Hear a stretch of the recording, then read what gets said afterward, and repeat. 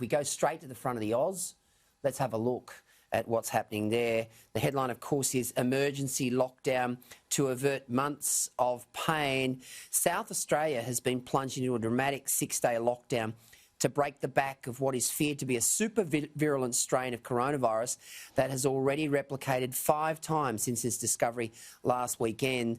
The snap lockdown has won the support of Scott Morrison but been criticised by peak business groups as an overreaction, given South Australia recorded just 2 new cases on Wednesday, taking the total cluster discovered since Sunday to 22. Now, Caleb, just bear with me because I also want to take a look at the advertiser and then we'll get your thoughts on exactly what's going on, because you're on the ground there, and of course that's very important when it comes to giving us an assessment of exactly how virulent this strain is. The headline, of course, is 6-day lockdown. State declares major emergency. People told to stay at home. No public sport or exercise. Schools, universities and childcare centres closed. Cafes, pubs, takeaways, shops and restaurants shut. Community encouraged to wear masks. Funerals and weddings have been banned. This is serious stuff, Caleb. It is indeed, and I think it's quite an extreme and heavy-handed approach to what we have here in SA at the moment. I mean, we must, of course, admit that it is only 6 days. It's not like we're looking at the Victorian situation where for more than 100 days they were in lockdown. But this is the strictest lockdown that this country has seen, and I suspect one of the strictest lockdowns that the world has seen. You cannot take your dog for a walk. You cannot go outside for any form of exercise. Every single business is shut. There is no takeaway whatsoever.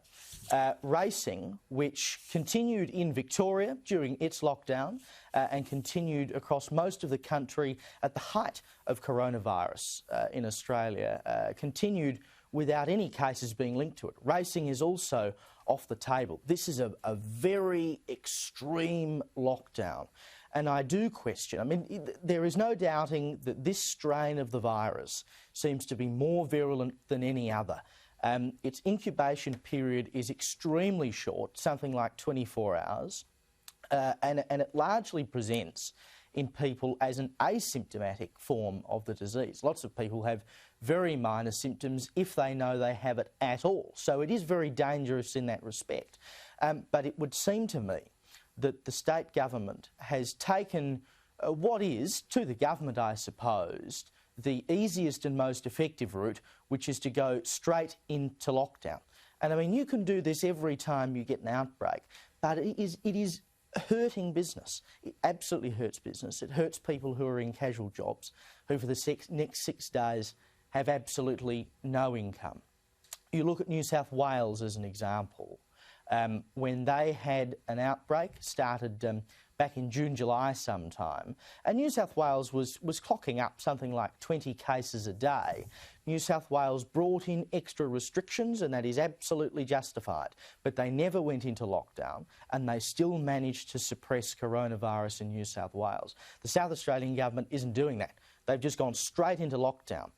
And while I can see the merit of that, I do think it's heavy-handed. It's damaging for businesses. I was talking to business owners today, chefs in restaurants, who've just ordered in all this new stock in the last couple of days, had no idea this was coming, didn't know until I knew and everyone else knew at 12:30 when the Premier got up to give his presser.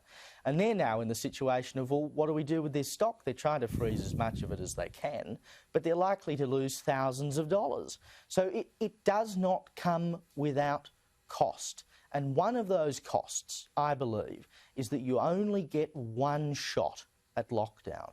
You can only do it once. It's not something you can continue to deploy as a tactic every time there is an outbreak, because people will eventually get sick of it. They won't take it anymore. They'll say, oh, we only did this 3 months ago. Bloody hell, we've got to do it again. And the more you have lockdowns, the more you will desensitise people to their gravity.